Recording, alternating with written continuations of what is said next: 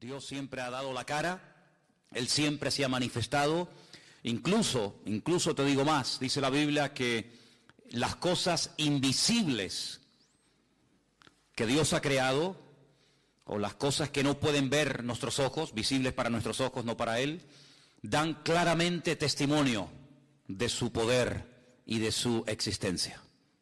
El hombre hasta el día de hoy se sigue sorprendiendo y quedando con la boca abierta ante la inmensidad del universo.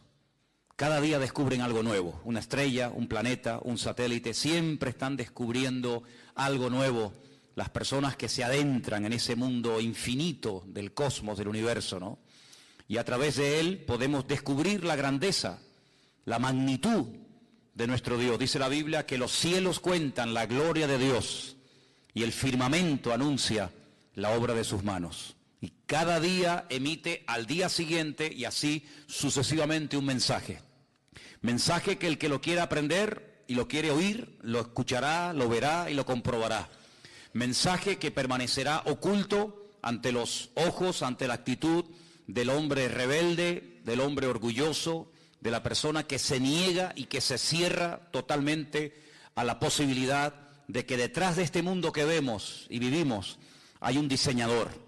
Las cosas no se crearon así, de la nada, por un accidente, sino que detrás de todo lo que vemos, incluso de lo que no vemos, hay un creador, hay un hacedor, hay un Dios todopoderoso que con el poder de su palabra fue ordenando y poniendo cada cosa en su sitio, y cada cosa creada tiene un propósito y tiene una razón de ser.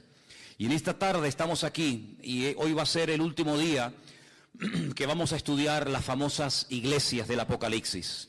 Todo lo que el Señor le tenía que decir a su iglesia no lo dijo todo en los evangelios.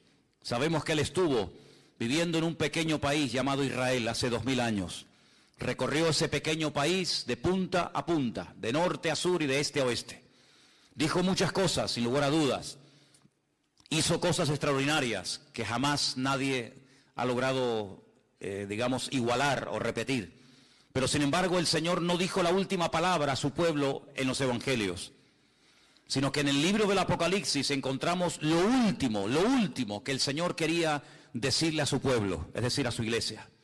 Hemos visto desde la iglesia de Éfeso, pasando por la iglesia de Pérgamo, de Tiatira, de Sardis, de Filadelfia, etcétera, cómo las iglesias de aquella época, del siglo I, pues no se encontraban todas en óptimas condiciones. Había congregaciones, como hemos visto en estos últimos días, estas últimas semanas, que estaban teniendo problemas con la doctrina, falsas doctrinas, algunas son mencionadas, otras no, se habían introducido dentro de la vida de las iglesias locales, y el Señor confronta a las iglesias y les dice: oye, esto no puede ser, ustedes tienen que creer la verdad os hará libres.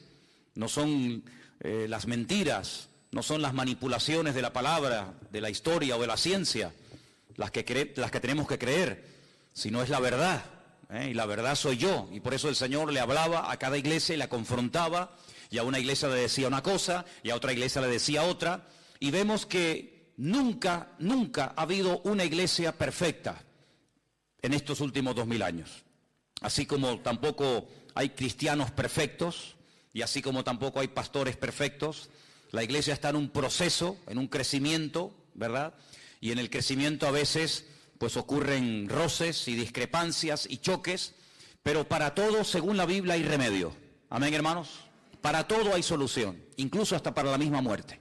Sé que por ahí hay gente que dice, todo tiene solución menos la muerte. Pues precisamente ese es el problema más fácil de solucionar, precisamente el tema de la muerte. Es más fácil solucionar el tema de la muerte que a veces enfrentarnos a los problemas de la vida.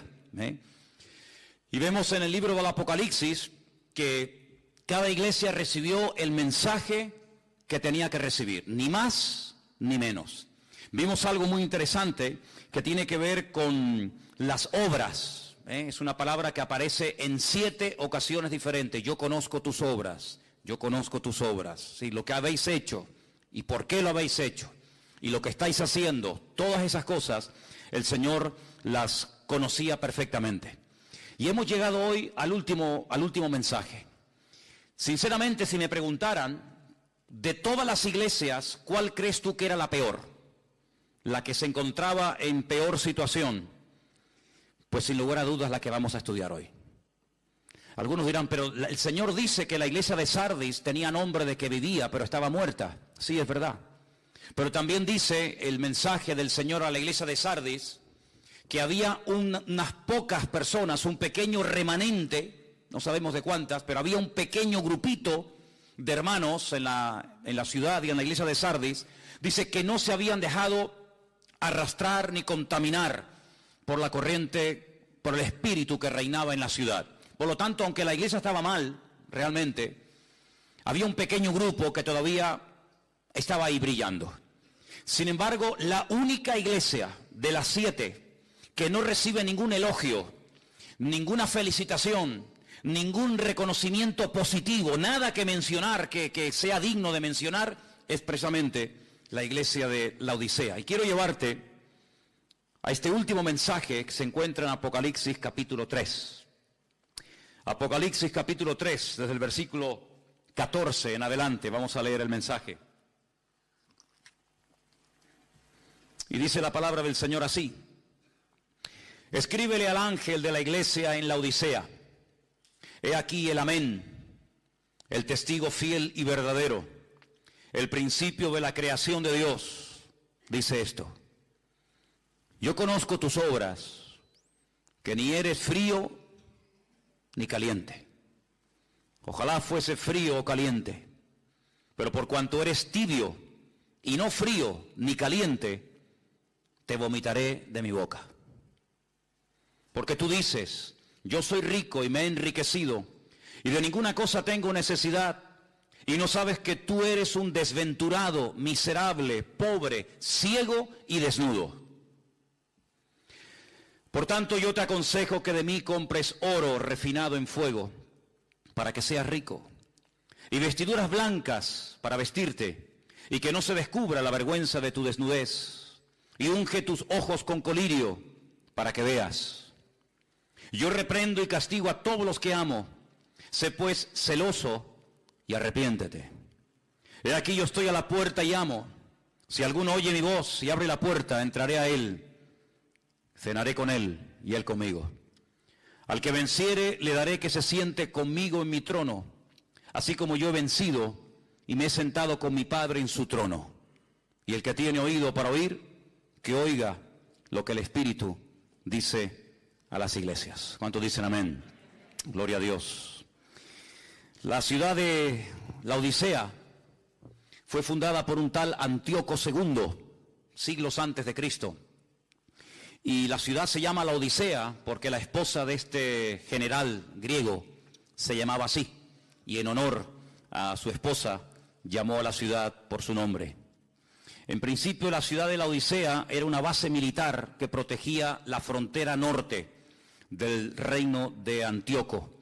La semana pasada estudiamos la iglesia de Filadelfia. Bueno, pues a 80 kilómetros de Filadelfia se encontraba esta iglesia. Llegó a ser una ciudad tremendamente rica y era muy conocida a nivel mundial por varias cosas. Primero, porque había una escuela de medicina famosa, porque habían descubierto unas gotas, que la Biblia las traduce como colirio, para la vista, y también porque habían descubierto varios, medicamentos o varios remedios para problemas del oído. Además, la ciudad era muy conocida porque habían hecho unos cruces, unas mezclas con las ovejas, y habían producido una especie de oveja de lana negra, que era muy cara y muy codiciada en aquellos tiempos. Era una lana,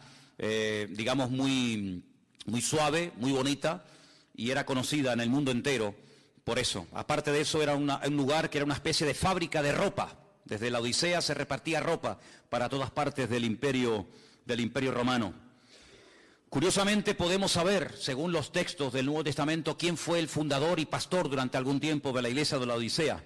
Fue un tal Epafras. Ustedes pueden leer en las cartas de Pablo a varios personajes, varios compañeros, Timoteo, Tito, Tiquico, Priscila, Aquila, etcétera, y uno de ellos es Epafras, y se cree que Epafras fue el fundador y el pastor de la iglesia durante algún tiempo. Curiosamente hay un versículo en Colosenses 4:16, que no lo vamos a leer ahora, pero dice más o menos así. Cuando Pablo le escribe una carta desde la cárcel a los hermanos de la ciudad de Colosas, al final de la carta, en el capítulo 4, verso 16, ustedes pueden encontrar unas palabras de Pablo que dice: cuando esta carta que ha llegado a vosotros sea leída en la iglesia, hágansela llegar también a los hermanos de la iglesia de Laodicea. Es decir, que la carta de Pablo a los colosenses también era para los hermanos de la iglesia de Laodicea. Y es un dato que me llamó mucho la atención. Ahora, me llama la atención que no hay nada bueno que decir de la iglesia. Generalmente cuando uno va a una iglesia, te puede gustar más, te puede gustar menos. Si te dedicaras, no sé, los domingos por la tarde o por las mañanas a recorrer diferentes iglesias de aquí de la isla o de otras partes, pues verías que en un lugar te va a gustar esto, tal vez no te va a gustar esto otro, y que unas tienen un estilo y otras tienen otro estilo, y unas se enfatizan, digamos, una línea y otros enfatizan otra, y puedes más o menos hacerte una idea de las cosas diferentes que diferencian unas iglesias de otras.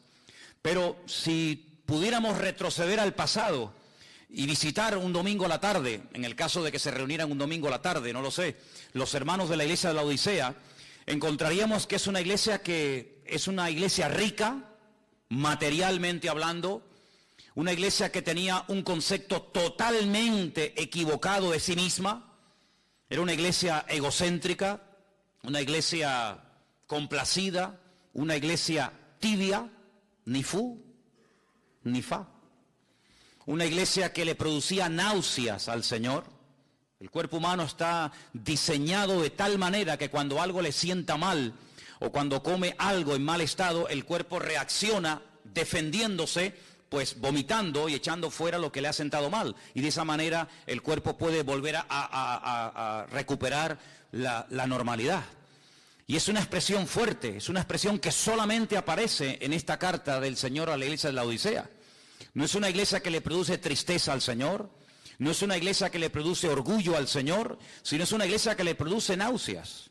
Dice, ojalá ustedes fueran fríos o fueran calientes, es decir, que el Señor prefiere gente fría, gente indiferente, gente que pasa de todo, o gente que está bien cerca del corazón de Dios, pero hay algo que le produce auténticas ganas de vomitar al Señor, y es la tibieza. La tibieza es algo que el Señor aborrece, y por eso el Señor le habla muy duramente a esta congregación y le dice, ojalá hubieran optado por la frialdad o por ser calientes, ¿verdad? Y animados y fogosos en el espíritu, pero ustedes son tibios y yo los vomitaré de mi boca. Comencé a buscar esto y me di cuenta que en el Antiguo Testamento hay un libro que gira en torno a un profeta rebelde que recibe un llamado para ir al extranjero, a una ciudad pagana, a una ciudad fuera de las fronteras de Israel. Y dice la Biblia que este hombre se niega rotundamente a ir allí. Él no quiere salir de su país. Él está muy cómodo como profeta en Israel. Y él bajo ningún concepto quiere ir a Siria a predicarle a aquellos bárbaros, a aquella gente que empalaba a los enemigos y hacían auténticas barbaridades. Y Jonás dice la Biblia que huyendo o queriendo huir de la presencia del Señor, como si pudiéramos escondernos de Dios en alguna parte. Es una especie como lo que le pasó a Adán, que era creyente pero creía que se podía ocultar de Dios. Bueno, pues a Jonás le pasó más o menos lo mismo. Dice que descendió a Jope, la ciudad de Jope se llama en la actualidad Yafo, y dice que allí se monta en un barco y dice que va en dirección a Tarsis. Sí, Tarsis es, como todos sabemos, el sur de España. De hecho hay un pueblo que se llama Tarsis en Huelva, en Andalucía. Y dice que en el camino se levanta una tormenta terrible y los marineros invocan a sus dioses y echan suertes para ver por qué se ha producido, por qué se ha levantado así de repente una tormenta de tal envergadura. Y dice que la suerte cayó sobre Jonás y le preguntan, ¿tú quién eres? ¿Qué haces aquí? ¿Cuál es tu Dios? Cuéntanos un poco de tu vida. Y la Biblia dice que Jonás abre su corazón y les dice, yo soy un profeta del Dios vivo, del Dios verdadero. Yo soy profeta de Dios, soy la voz de Dios en Israel y Él me ha mandado a Nínive. Pero no quiero ir a Nínive, me resisto, no, me rebelo completamente, no quiero que esa gente tenga oportunidad de arrepentimiento. Y bueno, ¿y cómo podemos solucionar este problema? La Biblia dice que Él les propone a ellos, increíble, una cosa increíble, écheme por la borda y ya veréis cómo todo se calma. Efectivamente, así fue. La Biblia dice que lo tiraron por la borda y al instante la tempestad se calmó. Pero el Señor tenía un gran pez, no una ballena como por ahí se dice, sino un gran pez, dice la Escritura. Algunos hablan del famoso Leviatán, el pez es el gigante que aparece en el libro de Job. Dice que lo tragó y lo tuvo durante 3 días y 3 noches metido en el vientre. Y ahí estaba, y seguramente, si no hubiera cambiado de actitud y si no hubiera clamado al Señor, allí hubiera muerto. Y nadie se iba a enterar de qué murió y dónde murió y cuándo murió el profeta Jonás, más que aquellos marineros que lo tiraron por la borda. Pero es allí dentro de aquel enorme pez que él vuelve en sí, como si fuera el hijo pródigo, ¿verdad? De Lucas capítulo 15. Y dice que él se arrepiente y le pide perdón al Señor. Y le pide al Señor una segunda oportunidad. Y le dice, si me sacas de aquí, yo iré a predicar tu palabra. Y esa actitud de arrepentimiento, esa actitud de querer hacer las cosas bien, decentemente y con orden, conforme al diseño y al propósito de Dios para su vida, fue lo que hizo que el pez ya no pudiera retenerlo en sus entrañas. Es decir, mientras estaba en rebeldía, mientras estaba en desobediencia, allí estaba y no iba a salir jamás. Pero en el momento en el que hay el más mínimo cambio, en el momento en el que Jonás dice, yo quiero hacer la voluntad de Dios, aunque no la quieras en el fondo hacer, pero voy a hacerla, voy a cumplirla, voy a obedecerte, en ese momento el pez ya no lo pudo resistir y dice que lo vomitó y lo echó en tierra. Ya no era el lugar idóneo para el profeta Jonás. Mientras estaba en rebeldía, sí, pero una vez que él quiere hacer las cosas bien, el pez ya no puede resistir aquella actitud. Ahora vemos en el libro de Apocalipsis al Señor diciendo, toda aquella persona que sea tibia, la vomitaré de mi boca. Así como Jonás fue vomitado por aquel enorme pez, yo vomitaré de mi boca, yo arrancaré de mi cuerpo, sacaré de mí toda aquella persona que haya decidido en la vida ser tibio. Yo le preguntaba al Señor en este día y durante esta semana, mientras preparaba este mensaje para compartir con ustedes hoy, Señor, si a lo largo de la historia, tanto en la Biblia como en otros momentos, vemos que ha habido iglesias que han sido atacadas despiadadamente por falsas doctrinas y enseñanzas, como hemos visto en alguna ocasión, y si hubo iglesias que fueron atacadas por la persecución o por falsas profecías o falsos apóstoles o pastores o maestros o evangelistas, Señor, ¿será posible que a lo largo de la historia los problemas que caracterizaron a las iglesias del Apocalipsis, puede ser que se vean esos problemas hoy en día? Por supuesto que sí, no les quepa la menor duda. Hay iglesias donde la falsa doctrina ha entrado y ha despedazado a la iglesia.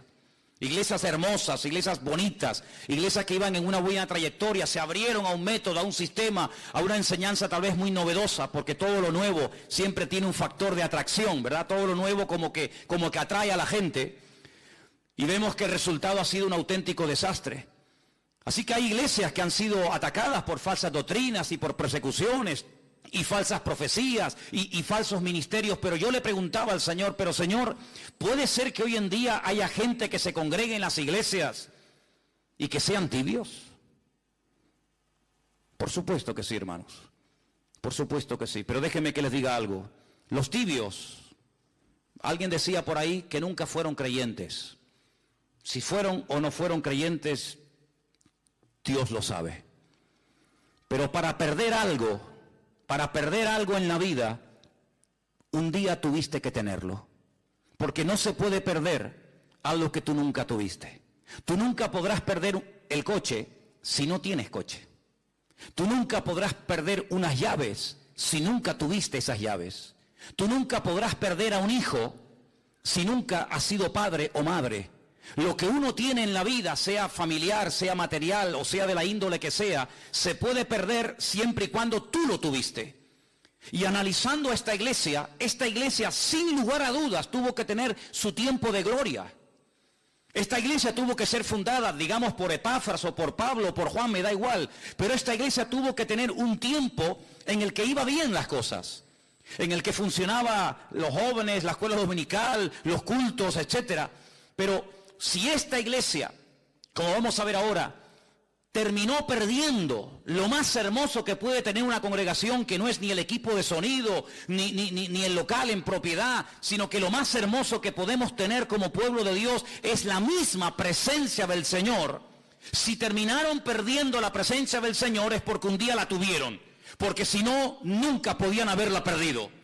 Si estaban tibios, quiere decir que un día estuvieron calientes. Porque de frío no se pasa a tibio, pero de caliente sí se puede pasar a tibio. Luego esta iglesia tuvo que tener un tiempo que todo iba bien. Pero la palabra del Señor nos dice que esta congregación cayó en un amor hacia el materialismo. Fíjense lo que la iglesia decía de sí misma. Vamos a leerlo. Apocalipsis capítulo 3, versículo 17. Los hermanos, los creyentes, los miembros, los que asistían a esta congregación, a esta comunidad cristiana, decían: somos ricos, nos hemos enriquecido, de ninguna cosa tenemos necesidad. Sin embargo, cuando el Señor le habla y la confronta, no coincide lo que el Señor le dice a ellos con lo que ellos pensaban de sí mismos. No coincide en nada. El Señor les dice: ustedes sois desventurados, miserables, pobres, ciegos y desnudos. No hay nada de coincidencia entre el concepto de la congregación y el concepto que el Señor tenía de la congregación. Luego hay un divorcio entre el concepto personal de la iglesia y el concepto, la opinión que el Señor tenía de dicha congregación. Una iglesia donde el Señor no era el centro. Una iglesia donde el ego de ellos, el amor a lo que tenían, era el centro. Y todo giraba en torno a lo que tenían, no en torno a lo que eran. Ahora, alguien puede preguntarse: ¿pero es malo tener prosperidad y abundancia y riqueza y que todo te vaya bien en la vida? En absoluto. Es más, con la Biblia en la mano te digo que la voluntad de Dios es que nos vaya bien en la vida.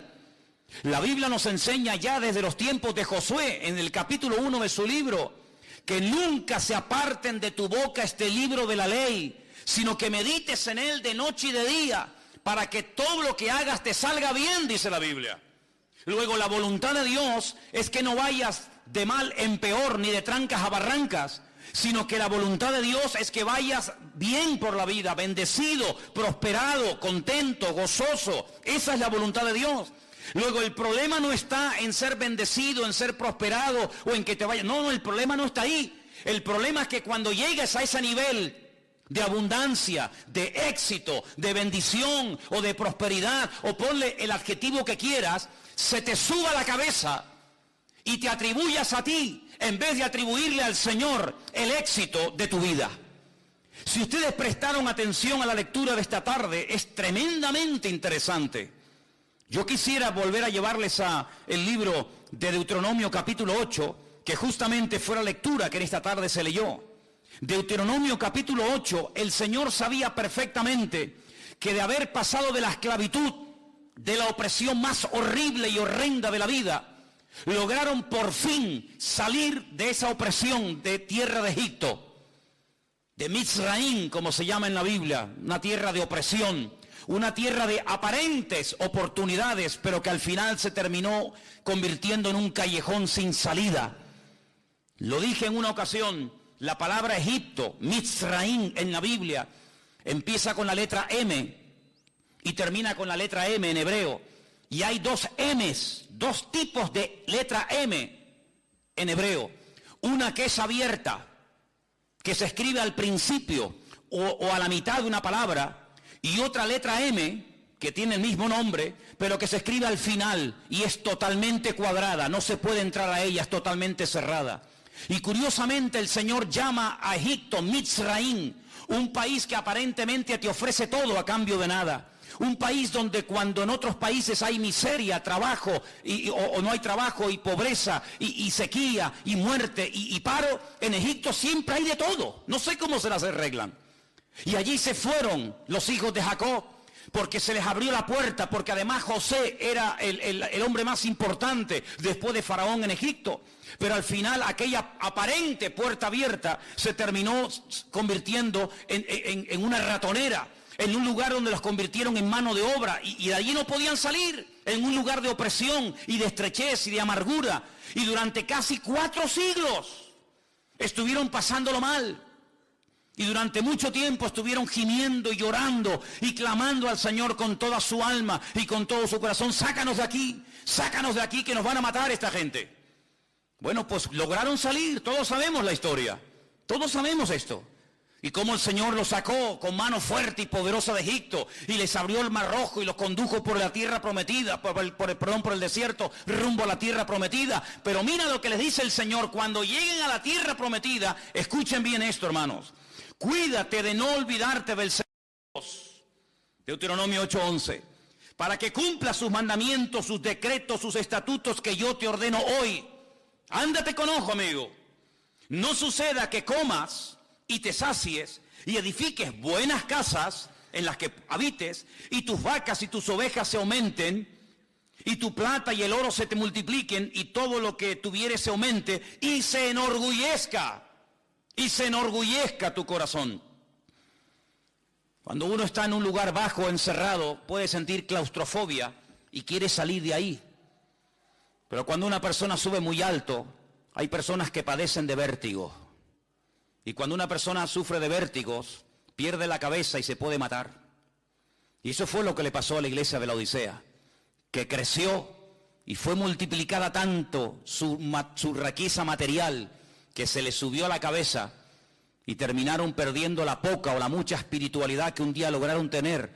¿Por qué? Porque terminaron adorando más a lo que tenían que al Dios al cual tenían que honrar y servir. Y dice la Biblia en el versículo 15, el Señor que te hizo caminar por un desierto grande y espantoso, lleno de serpientes venenosas, de escorpiones y de sed donde no había agua, y Él te sacó agua de la roca del pedernal, que te sustentó con maná en el desierto, comida que tus padres no habían conocido, afligiéndote y probándote para la postre hacerte bien. Y ahora escucha: y digas en tu corazón, cuidado, ahí está el problema, no en la riqueza, no en lo material, sino en tu corazón. Y digas en tu corazón, mi poder y la fuerza de mi mano me han traído esta riqueza. Ahí no mencionan a Dios para nada, sino soy yo, mi fuerza, mi poder. Sino que acuérdate del Señor tu Dios, porque Él es el que te da el poder para hacer las riquezas, a fin de confirmar su pacto que juró a tus padres, como en este día. Mas si llegares a olvidarte del Señor tu Dios, y anduvieres en pos de dioses ajenos, y les sirvieres a ellos y te inclinares, yo lo afirmo hoy contra vosotros, que de cierto pereceréis. Como las naciones que el Señor destruirá delante de vosotros, así pereceréis, por cuanto no habéis atendido la voz del Señor vuestro Dios. Eso fue lo que le pasó a la iglesia de la Odisea. Ya también le pasó a Israel, pero ahora estamos hablando de la iglesia de la Odisea. Una iglesia que fue bendecida, una iglesia que fue prosperada, una iglesia que decía: nos hemos enriquecido, tenemos absolutamente de todo y no necesitamos de nada. Qué ceguera espiritual tan grande. Perdieron la sensibilidad, le dieron lugar al orgullo, al materialismo, y terminaron perdiendo, como dije hace un instante, el tesoro más grande que pueda atesorar un creyente y una congregación, y es tener la bendita y preciosa presencia del Señor. Dice en el versículo 20, he aquí yo estoy a la puerta y llamo. No le está hablando el Señor a una secta peligrosa, destructiva. No está a la puerta de un templo pagano, sino le está hablando al pueblo de Dios, a su iglesia. Y le dice a la iglesia: estoy en la puerta y estoy llamando, y estoy llamando. Luego, si está llamando a la puerta es porque estaba cerrada. Todo esto es un lenguaje metafórico, ¿sí? Si estuviera abierta, si estuvieran abiertos, así, bueno, Señor, estamos mal, pero estamos abiertos a cambios. Estamos tibios, estamos mal, no estamos como tenemos que estar, pero estamos abiertos a que tú, cuando quieras y donde quieras, nos sorprendas y te muevas y nos sacude y nos reprenda. Estamos abiertos, pero ni siquiera estaban abiertos a la posibilidad de cambiar, sino que tengo que tocar porque ya os habéis cerrado en banda. Y por eso dice el Señor: si alguno todavía allá adentro le queda algo, un mínimo de sensibilidad o de oído espiritual, y oye mi voz, pues que abra, y yo entraré a él y cenaré con él y él conmigo, y tendremos comunión. Es tremendo, ¿no? La situación de esta iglesia es que es terrible, hermanos. Pues por nada del mundo me gustaría ser pastor de esta iglesia. Sinceramente no sé, el hermano de esta congregación, el pastor de esta iglesia, ¿Cómo se tenía que sentir cuando recibe esta carta y tiene que leerla a la iglesia? Hermano, miren, a través de nuestro querido hermano Juan, el apóstol más cerca del Señor, hemos recibido este mensaje. Por favor, presten atención. Y cuando esto cayó en la iglesia, no sé cómo reaccionaron. No sé si cayeron todos llorando de rodillas al suelo, pidiendo perdón al Señor. La verdad es que no tengo ni idea lo que pasó con esa congregación. Pero lo que sí les puedo asegurar con toda sinceridad es que en este momento en esa ciudad no hay ninguna congregación, no hay creyentes, no hay iglesias. Así que parece que el tiempo lo que demostró es que la congregación no reaccionó ante la tremenda exhortación que el Señor les estaba mandando. Hay 3 cosas que el Señor le dice a la iglesia que debería de hacer. Repito, todo esto es en un lenguaje simbólico, alegórico, pero todo tiene una explicación. En el versículo 18 le dice: yo te aconsejo que de mí compres oro refinado al fuego. Todos sabemos, hermanos, que hay elementos, que hay números, que hay colores, que hay animales en la Biblia que representan mucho más de lo que de entrada se dice, ¿verdad? El otro día en la clase de hermenéutica hablábamos de los números, de los colores, de ciertos animales, ¿verdad? Y cuando el Señor le dice a la iglesia, compren oro, no se refiere que todos tenían que salir corriendo a la tienda de compro oro, que generalmente hay por todos los barrios, y comprar un montón de oro y ya está el problema solucionado. No. Sabemos que el oro en la Biblia, y lo podemos ver en las cartas, por ejemplo, de Pedro, representa algo mucho más que un elemento, que un material, y se refiere a la fe. Dice: vuestra fe, mucho más preciosa que el oro, el cual, aunque perecedero, tiene que ser probado por el fuego, ¿verdad? Sabemos que la fe es comparada en cierto sentido con el oro. ¿Por qué? Porque el oro es un elemento que en todas las culturas, en todas las civilizaciones y en todos los tiempos, incluido el actual, siempre ha estado ahí. Es como un material que el hombre ha adorado e incluso ha hecho templos y ha hecho imágenes de oro, porque parece que el oro era como algo que te daba prestigio y te daba credibilidad y poder en la vida. Pues el Señor dice, lo que tienen que hacer es retomar la fe que perdieron. ¿Dónde la perdieron? ¿Dónde perdió la fe la iglesia? Bueno, cuando tenemos necesidades, digamos económicas, materiales, tenemos que recurrir a la oración, ¿sí o no? Los que nadan en la abundancia, los que a todo les sobra, los que no saben ni lo que hacer con lo que tienen, pues como que no necesitan orar, no necesitan el pan nuestro de cada día, porque ellos mismos se autosuplen, se cubren sus propias necesidades. Pero cuando uno tiene necesidades materiales o espirituales o de otra índole, uno tiene que recurrir al Señor. Es como cuando aquel hombre, dice la Biblia, que estaba en casa tranquilo en la noche, ya en cama con su familia, y de repente tocan a la puerta y viene un amigo a altas horas de la noche y él siente vergüenza porque no tiene nada que ofrecerle. Entonces tiene que correr a la casa del vecino y despertarlo y decirle: por favor, préstame algo de comida, porque acabo de recibir una visita y te soy sincero, no tengo nada que ponerle delante. Y esta parábola, esta historia, ¿qué nos enseña? Pues que va a haber momentos en la vida en los que te vas a dar cuenta de que te va a hacer falta algo más de lo que tienes. Y sobre todo lo que te va a hacer falta es fe. Pero fe no en una religión, no fe en un hombre, no fe en un método o sistema, sino fe en Dios. Y dicho sea de paso, la Biblia dice que sin fe es imposible agradar a Dios. La verdad que yo estoy muy agradecido por la fe que el Señor le ha dado a sus hijos, a su pueblo, porque es un auténtico don por el cual tenemos que estar cada día tremendamente agradecidos al Señor. ¿Qué tragedia tiene que ser no tener fe en Dios? ¿Cuántas veces me he preguntado, ¿y cómo puede vivir la gente sin fe en Dios? No sé si habéis prestado atención en estos días a los discursos ahí en el Congreso en España. ¿Cuántas veces han mencionado la palabra Biblia? ¿Os habéis dado cuenta? La palabra Dios, la palabra oración, la palabra perdón, la palabra arrepentimiento, la palabra el nombre Jesucristo. Ni una sola vez. Son ciegos, guías de ciegos, tratando de guiar a otros ciegos, y dice la Biblia que los dos caerán en el mismo hoyo. Lo que puede levantarnos de la miseria, lo que puede transformar nuestra vida, nuestra familia y nuestra existencia, es poner nuestra fe en el Dios vivo y en el Dios verdadero. Te recomiendo leer Hebreos capítulo 12. Es un capítulo monográfico sobre el tema de la fe. Capítulo extraordinario. Si solamente ese fuera el único capítulo de la Biblia, yo lo leería continuamente, prácticamente a todas horas y todos los días, porque es un capítulo magnífico.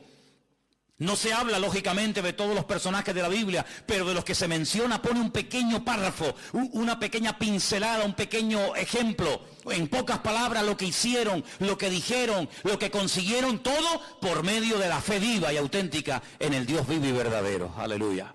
Así que eso es lo que le dice el Señor. Déjense de tanto presumir de lo que tienen. Déjense de tenemos, porque lo que tienen que tener no lo tienen. Y lo que tienen que comprar, lo que tienen que obtener urgentemente es fe viva en el Señor. En el mismo versículo 18 le dice el Señor, y además también le aconseja el Señor vestiduras blancas. Las vestiduras blancas en la Biblia eran símbolo o eran señal de santidad, de justicia. Ellos vivían según su propia justicia, según sus propios criterios. Nosotros estamos bien, no nos pasa nada, no nos falta de nada. A nosotros el Señor no nos tiene que mandar ninguna cartita, ni nos tiene que predicar, ni nos tiene que venir nadie a visitar, a decirnos nada. Nosotros estamos perfectamente bien. El Señor le dice, ustedes están ciegos. Ustedes no se enteran, habéis perdido la sensibilidad y ustedes están confiando en sus propias justicias. Y yo lo que les aconsejo es que se compren ropas blancas, otra vez lenguaje simbólico. Es decir, no se apoyen en sus propios méritos, no se apoyen en sus justicias, porque dicho sea de paso, hay un versículo en la Biblia que dice que todas nuestras justicias son como trapos de inmundicia ante la presencia del Señor. Por lo tanto, lo que tienen que hacer es ponerse mi justicia y no la vuestra. Porque ustedes se comparan con otras personas, tal vez con menos poder adquisitivo que ustedes, y ustedes, claro, siempre se ven por encima, pero yo les digo a todos los que estáis esta tarde aquí, no te compares con uno que tiene menos que tú, porque si tú te comparas con uno que tiene menos que tú, te vas a sentir superior. El orgullo te puede atrapar y te puede hacer daño. No te compares nunca con un inferior, compárate y ponte al nivel de otro superior a ti para que te des cuenta cuánta paciencia, cuánta fe, cuánto amor, cuánto conocimiento te hace falta en la vida. Decía aquel fariseo hipócrita que subió al templo a orar, que oraba consigo mismo. Sí, oraba, pero ¿a quién? Con él, oraba con él. Yo no soy como este, yo no soy como aquel, yo no soy como tal, yo doy diezmo, yo hago esto, yo no soy como este desgraciado, yo no soy como aquel pobre tal, yo no soy... No, pero no te compares con los que son inferiores desde tu punto de vista. Ponte a la altura del Señor y vas a ver que eres un pobre desgraciado, miserable, pobre, ciego y desnudo. Y eso es lo que le dice el Señor. Las justicias, no las vuestras, no en tu currículum, en tu experiencia, sino la justicia de Cristo, los méritos de Él y no los méritos tuyos. Y después le dice el Señor, como era una ciudad que producía gotas para los ojos, que producía colirio, digamos que en cierto sentido estos fueron los que inventaron las gotitas en los ojos, pues el Señor le habla en términos que ellos conocían y les dice, ya que en esa ciudad hay tanto colirio y habéis descubierto esas gotas que hacen tanto bien a la gente, compren colirio y échenselo en los ojos para que puedan ver la cruda realidad de que ustedes hace mucho tiempo han perdido mi presencia y no os habéis dado cuenta. Es interesante notar porque también en esa ciudad, a las afueras, había unas fuentes de agua. Fíjense cómo en las iglesias del Apocalipsis el Señor utiliza la geografía, el Señor utiliza las costumbres, el Señor utiliza la cultura de la época para a través de ellas darle un mensaje. Concretamente en esta ciudad acabo de decir que había una escuela de medicina donde se aplicaba estas gotas estas gotas de colirio en los ojos de la gente. Pero también a las afueras de la ciudad de la Odisea había unos manantiales de agua, pero aguas que no se podían beber. Aguas que no eran potables, pero aguas que tampoco eran aguas termales. Luego eran aguas que no servían para nada. Eran como aquellas aguas que se encontró Israel en el desierto cuando estaban muertos de sed y querían beber y salieron todos corriendo. Aquellas aguas, dice que cuando las probaron las vomitaron, porque dice que eran aguas amargas. Sí, eran aguas, pero aguas que no servían para nada. Aguas que no servían absolutamente para nada, ni para beber, ni para dárselo a los animales, ni para cocinar, ni para nada.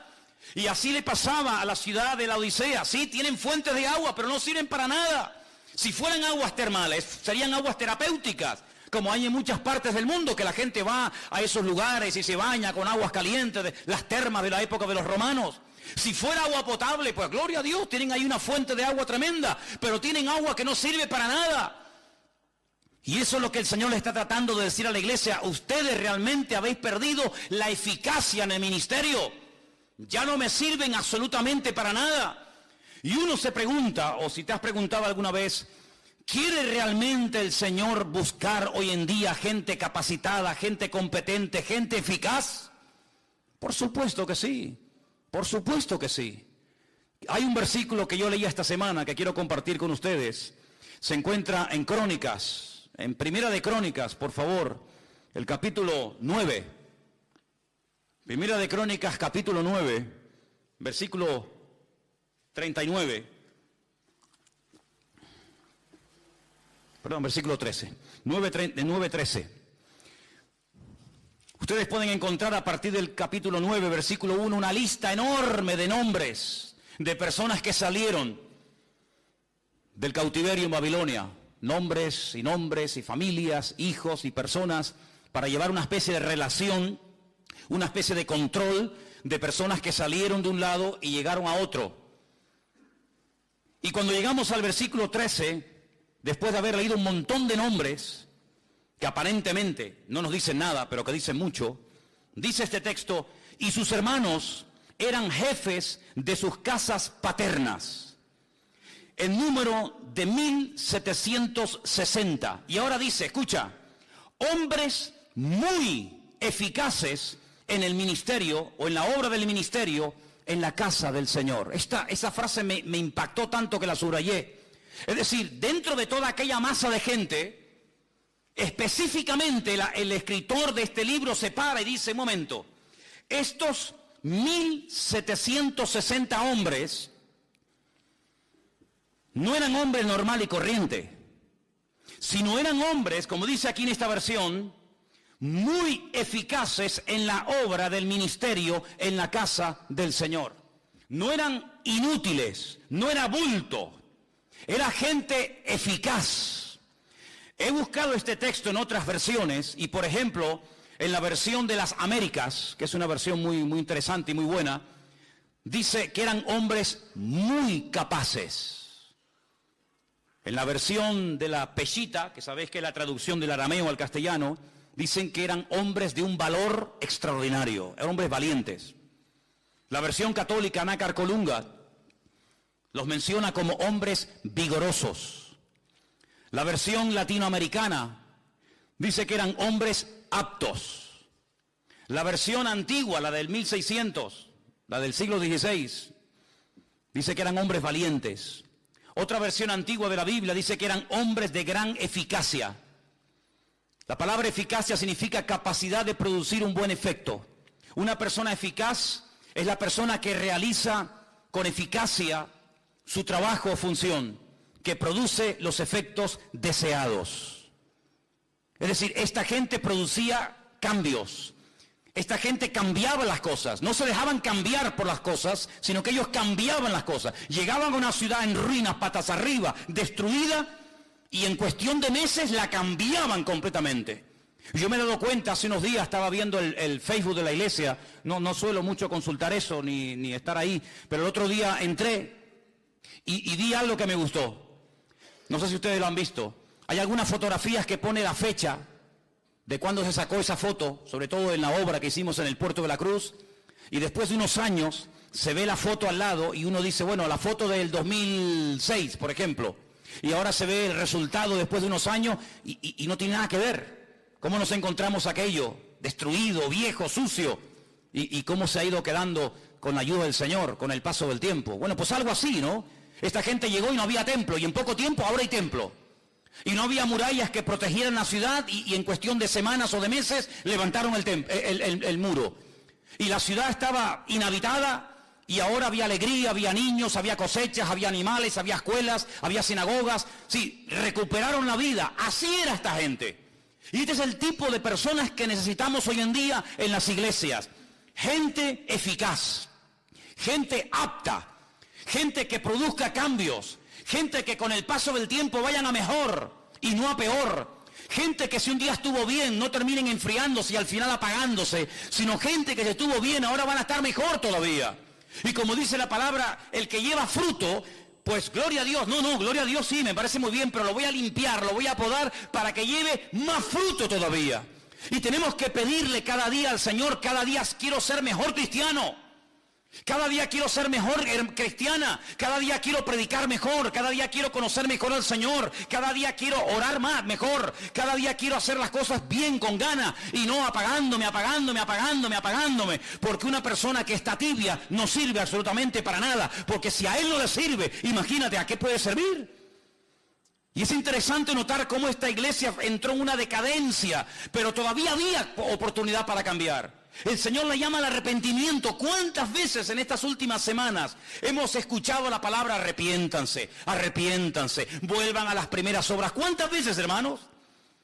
Prácticamente a todas las iglesias el Señor las llama al arrepentimiento, a cambiar. Venga, vamos a dejarnos de tontería, vamos a dejar atrás el pasado, vamos a pasar la página, vamos a tirar del carro, vamos a mirar adelante. Como decía el apóstol Pablo, sí, yo en el pasado fui un tremendo erudito en la Torá y fui un rabino de la tribu de Benjamín y fariseo de fariseos, pero todo eso ya lo he dejado al pasado. No voy a vivir de las glorias del pasado, sino vamos adelante a la perfección, a ver si logramos alcanzar aquello para lo cual un día el Señor nos alcanzó a nosotros. ¿Cuántos dicen amén? ¿Estamos cumpliendo con nuestro objetivo? ¿O estamos pasando por la vida de la iglesia y estamos pasando por la vida sin pena ni gloria? Estamos dejando marca, huella y estela como los barcos que cuando pasan por un lugar durante un tiempo se ve por aquí pasó un barco porque las hélices dejaron una estela, o cuando un avión pasa por el firmamento vemos que por ahí pasó un avión, aunque ya no está, pero se sabe que pasó por ahí. Estamos dejando huella detrás de nosotros, estamos marcando una diferencia o nos estamos dejando absorber por el medio ambiente en el que vivimos. Yo espero que a ninguno de nosotros nos pase lo que tristemente le pasó a esta iglesia de la Odisea, que era una iglesia inservible, muy rica, no era como la iglesia de la semana pasada, aunque tienes poca fuerza, esta no tenía poca fuerza, esta seguramente era mucha gente, una iglesia rica, una iglesia próspera, pero que hablando claramente no servía absolutamente para nada. En esta semana yo leía un poema de un pastor cubano, pastor Rodolfo Loyola, que ya está en la presencia del Señor, que hace años lo conocí, tuve el privilegio de conocer a este gran hombre de Dios, y él escribió una poesía que se llama Casi, la llamó Casi. Y yo quería leerte parte de esa poesía en esta noche, porque es tan interesante lo que este hombre dice así. La llamaban Casi, cuando Casi andaba, y al cumplir los 7, Casi fue al colegio, pero Casi la maestra no enseñaba. Pues siendo Casi una adolescente, casi niña, casi dama, encontró a un joven a quien Casi amaba. Pero un día el muchacho, casi sin mirarla, dejó a Casi destrozada. Y se fue a un convento, la buena de Casi, y queriendo ser santa, Casi fue monja. Pero un día, enterada de que ese chico moría, volvió a su casa y cuidó del chico como de casada. Y el chico murió casi sin besarla, y Casi fue viuda, al menos en su alma. Hoy Casi, cansada de su vida extraña, casi ni se peina, y desenfadada, cuenta de algún modo que fue casi todo sin ser casi nada. La verdad es que Casimira, como la llamaban, o Casi, representa un crecido número de personas que llevan una vida sin propósito. No se sienten realizadas porque no han hecho nada para tener ese estado de ánimo, se enamoran del amor y por lo tanto de cualquiera que con fingida sinceridad le manifiesta lo que quieren oír. Y cuando el objeto de su amor no les corresponde, ni siquiera por unos instantes engañosos, toman decisiones equivocadas con el corazón quebrantado. No tienen buenas relaciones con nadie, pero sin embargo dependen de los demás para poder ser felices. Y lo más triste es que se olvidan, como casi, que hay una persona que les ama y les entiende, y ese es nuestro Señor Jesucristo. Dice la Biblia que un día Pablo estaba en un lugar siendo interrogado y le dice al que le estaba juzgando y al que le estaba haciendo todo tipo de preguntas y presionándolo: yo sé que tú crees en los profetas. Y este le responde: por poco, casi, me haces cristiano. Y el apóstol Pablo le dice: ojalá fueses tú cristiano, ojalá verdaderamente entregaras tu vida a Cristo. A mí no me gustaría que en esta iglesia hubiera jóvenes de casi llegó a ser un buen joven, casi llegó a servir al Señor, pero casi se quedó por el camino. No me gustaría que hubiera ninguna hermana o ninguna hermana que dijera: casi llegó a la meta, casi llegó a cumplir los objetivos para los cuales el Señor le restauró su vida y le transformó su existencia, pero se quedó por el camino y pudiendo llegar a todo, al final no llegó a casi nada. A mí no me gustaría que termináramos nuestra existencia y nuestra vida como esta pobre iglesia de la Odisea. Una iglesia rica, una iglesia que tenía prácticamente de todo para llegar a unos niveles espirituales extraordinarios. Y dicho sea de paso, si observamos lo que ha sido la iglesia, la trayectoria del pueblo de Dios desde aquí hacia atrás, desde su comienzo hasta el día de hoy, jamás, créanme, en todos estos 2000 años de historia, nunca la iglesia en su conjunto general, nunca ha sido tan rica y con tanta capacidad material para poder cumplir con la gran comisión como nosotros hoy en día.